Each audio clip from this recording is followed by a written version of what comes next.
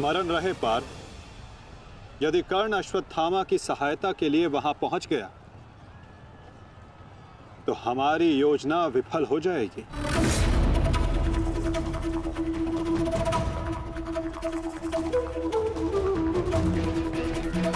तुम्हें कर्ण को वहां तक पहुंचने से रोकना होगा पार्थ।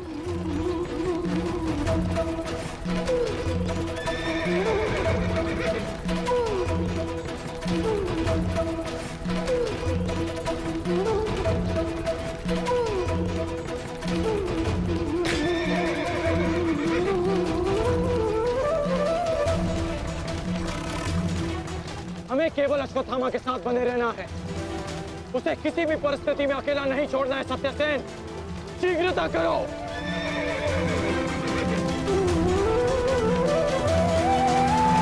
माधव, हमें कर्ण को रोकना होगा, अन्यथा हमारी योजना विफल हो जाएगी और आचार्य द्रोण का वध करना असंभव हो जाएगा।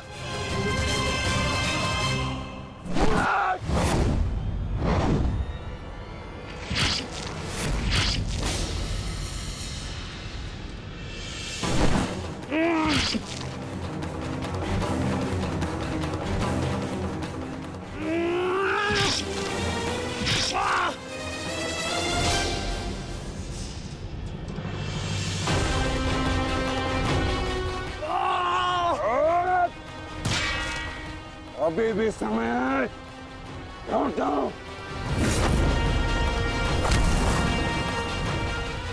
मैं तब तक यहां से नहीं लौटूंगा जब तक आपके प्राण नहीं ले लेता। आचार्य,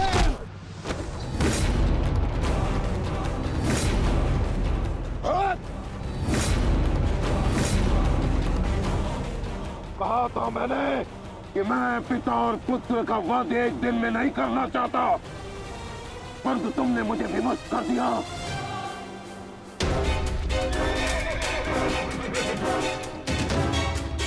चलिए माता, कर्ण के पीछे चलिए। नहीं पार्थ, इस समय दृश्यद्युम्न को हमारी सहायता की आवश्यकता है और यहां से जाना हमारी योजना का भाग नहीं है। तुम आचार्य द्रोण के साथ युद्ध करो।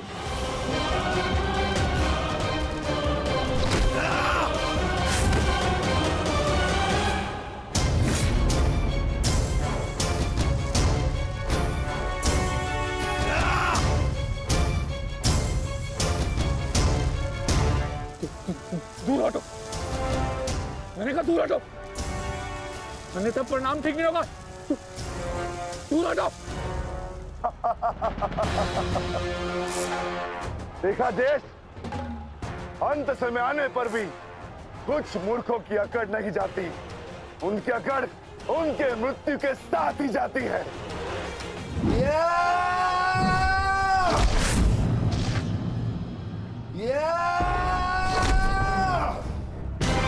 अश्वत्थामा! अब तुम्हारा अंत आ गया अश्वत्थामा। अश्वत्थामा!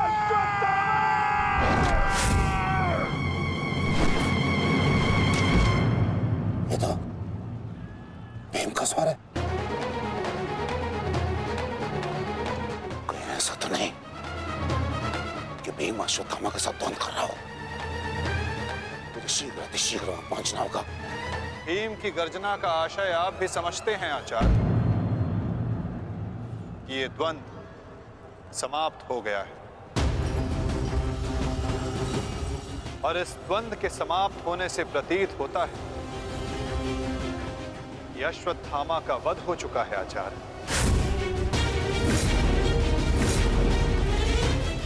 असंभव, असंभव नहीं है माधव।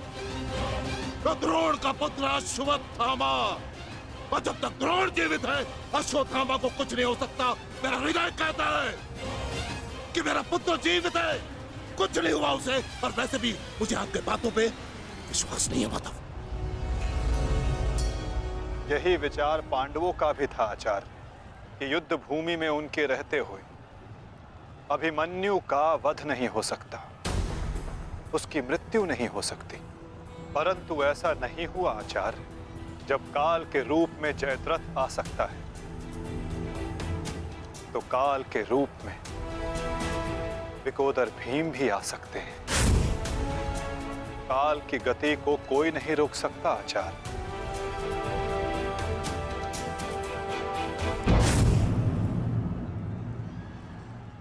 सावधान भीम!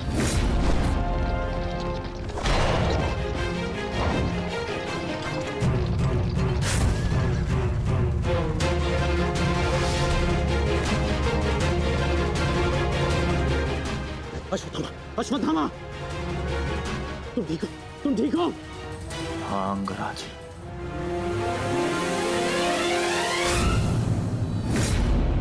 ये तो भीम पुत्र सुत्सोम है। ये भीम कहाँ है? वो वही है जहां उन्हें होना चाहिए। आचार्य, आज कर्ण नामक कवच भी अश्वत्थामा की रक्षा नहीं कर पाया।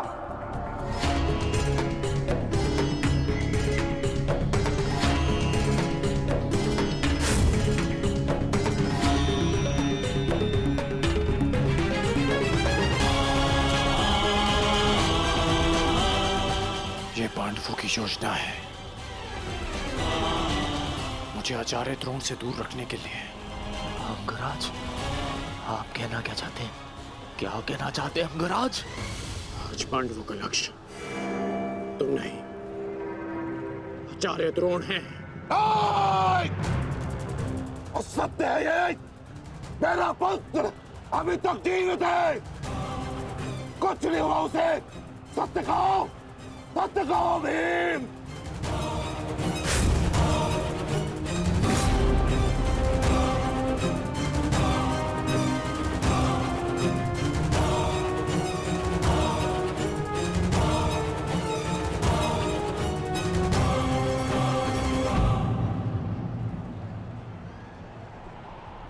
धर्मराज, मैं तुमसे सुनना चाहता हूं, ये सत्य क्या है? कह दो कि मेरा पुत्र जीवित है।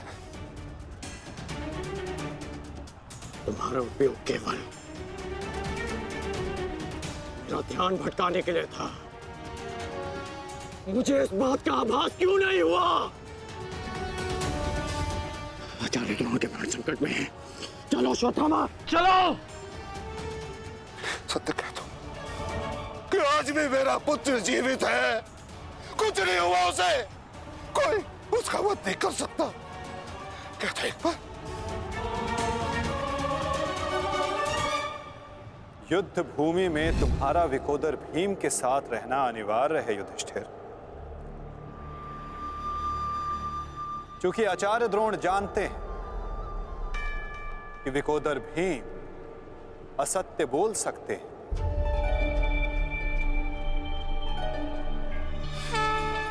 किंतु धर्मराज युधिष्ठिर नहीं। और वो ये सुनिश्चित करने के लिए तुमसे ये प्रश्न अवश्य करेंगे धर्मराज।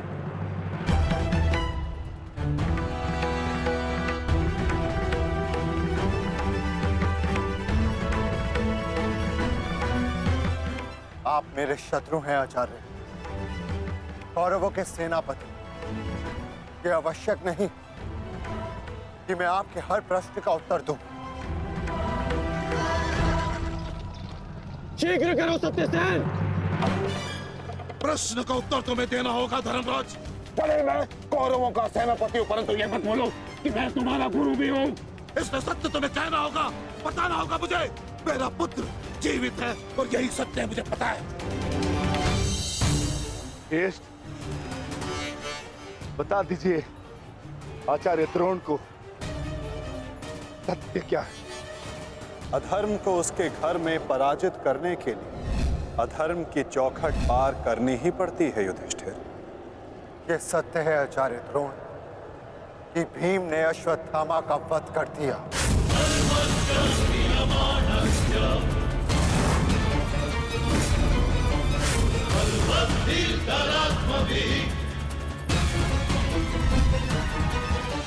नहीं माधव, मैं असत्य नहीं कहूंगा। तुम्हें असत्य नहीं कहना है युधिष्ठिर। विकोदर भीम अश्वत्थामा नामक हाथी का वध करेंगे।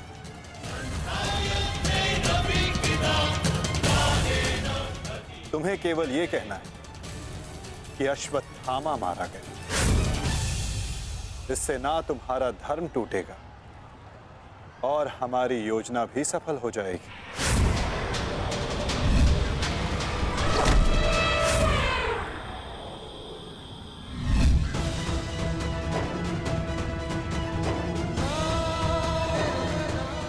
पुनः एक बार कह दो धर्मराज कि ये सत्य है।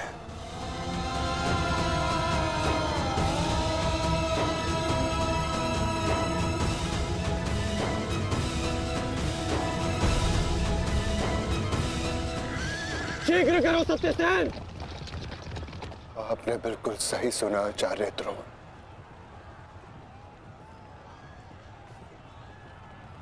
अश्वत्थामा मारा गया।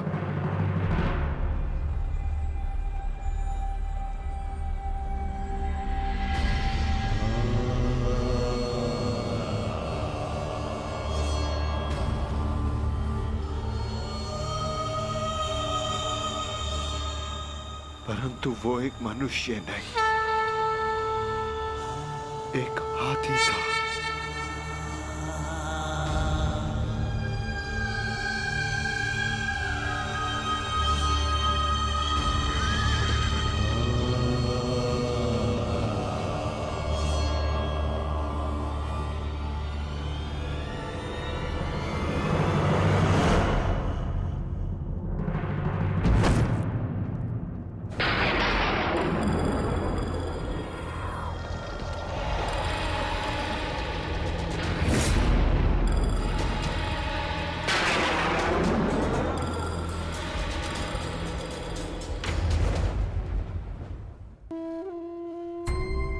जिस पुत्र के लिए आप आचार्य से शिक्षक बन गए, जिस पुत्र के लिए आपने अपने शिष्यों से गुरु दक्षिणा नहीं मूल्य मांगा,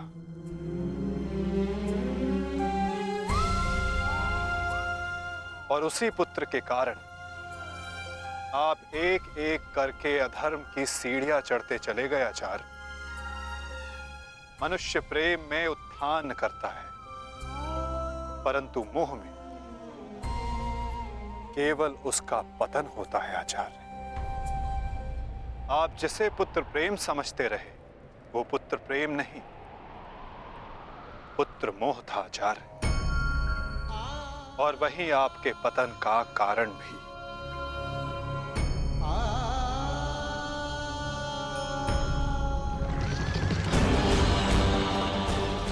शीघ्र करो सत्यसेन।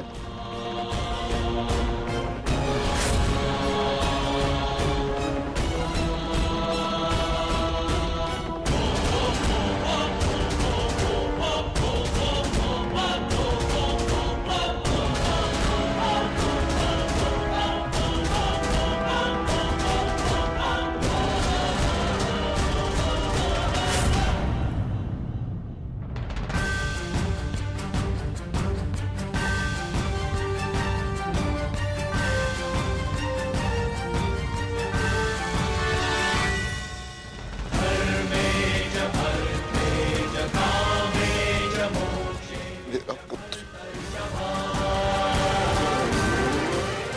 अश्वत्थामा!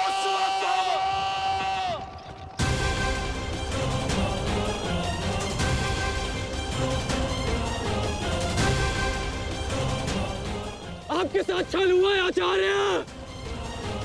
अश्वत्थामा जीवित है। पिताश्री! पिताश्री!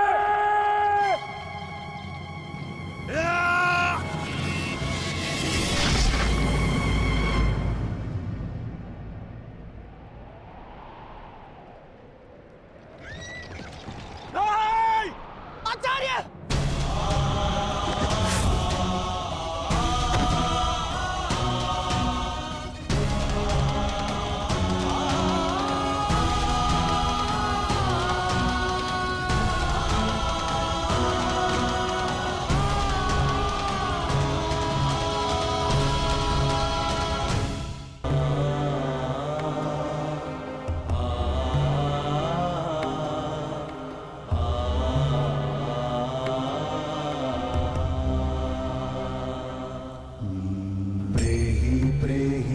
ऋतुभिः पूर्वैर्भिर्यत्र न पूर्वे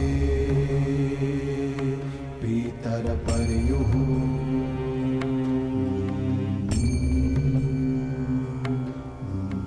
उभरार्जना स्वधया मदन्तायमं पश्यासि वरुणं च दिवम्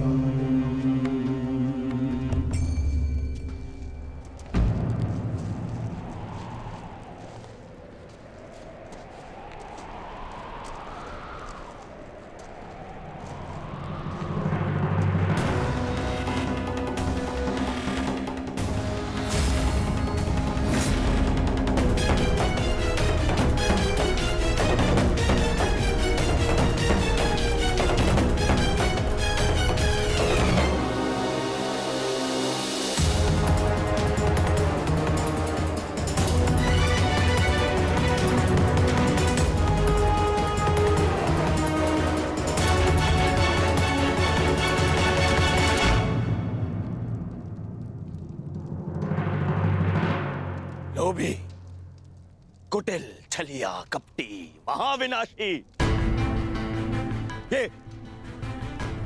ये सारी उपाधि इस दुर्योधन की थी।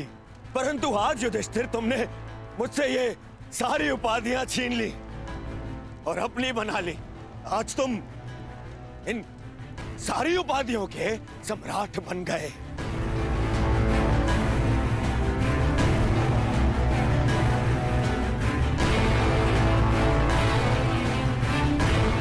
प्रणिपात सम्राट,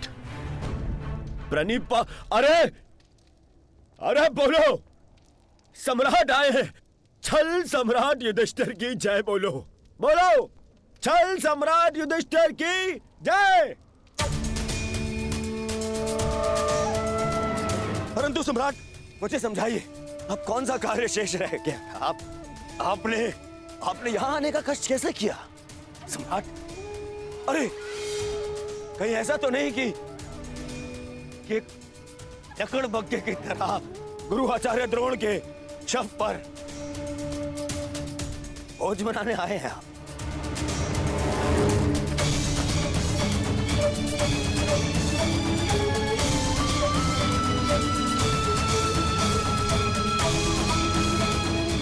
भोज मनाने आए हैं?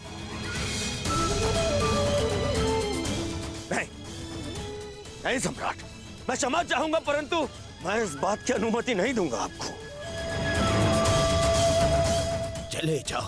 चले जाओ यहां से, अन्यथा मैं आप लोगों के शव पर उत्सव मनाऊंगा। चले जाओ। हम यहाँ युद्ध करने नहीं आए, अपने गुरु के अंतिम दर्शन करने आए हैं। इस समय मैं अर्जुन नहीं, अपने गुरु का शिष्य हूं। हम पांडु पुत्र होने के नाते नहीं, परंतु कुरुवंशी होने के नाते उनके अंतिम दर्शन करने आए हैं। नहीं, तुम्हें इस युद्ध में विजय मिलेगी और ना ही अपने गुरु के दर्शन।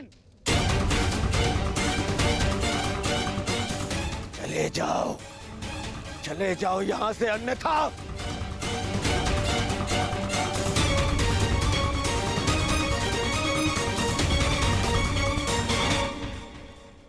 गुरु द्रोण के अंतिम दर्शन करने का अधिकार सबको है।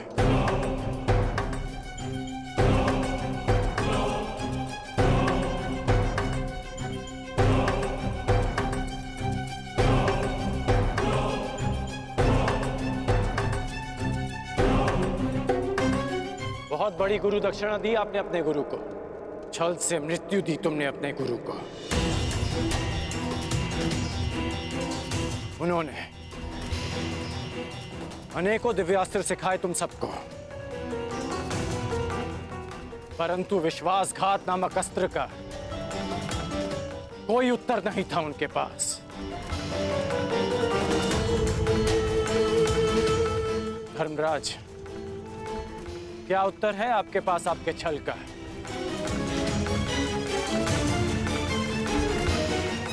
बताइए। मेरा चयन बिल्कुल ठीक था। दुर्योधन तुमसे बेहतर राजा होगा।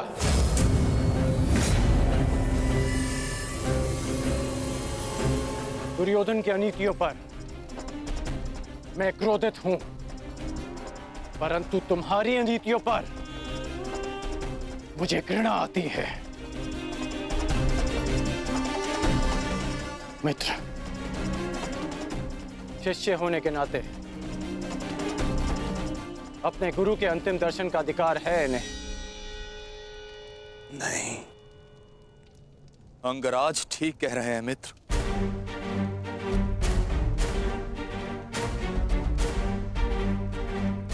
इन्हें अधिकार है। मेरे पिता ने जितना प्रेम अपने पुत्र को दिया, उतना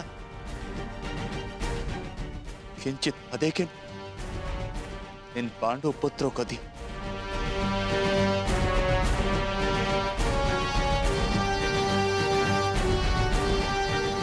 उससे भी अधिक इस अर्जुन को। एक पुत्र अपने पिता का ऋण चुकाता है, उसे जीवन देने का ऋण। मैं भी अपने पिता के दिए जीवन का ऋण चुकाऊंगा, और वो ऋण पांडवों को चुकाना होगा।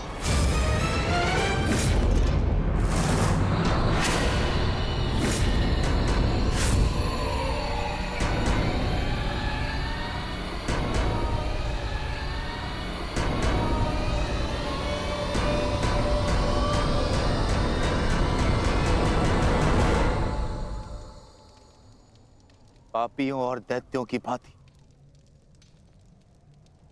तुम लोगों ने विद्या पर लांछन लगाया है।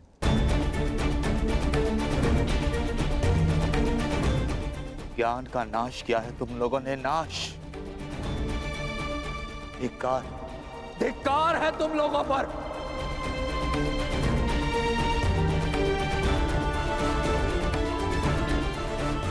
पांडव पुत्रों, जब तक मैं तुम्हारी मृत्यु अपनी आंखों से ना देख लूं,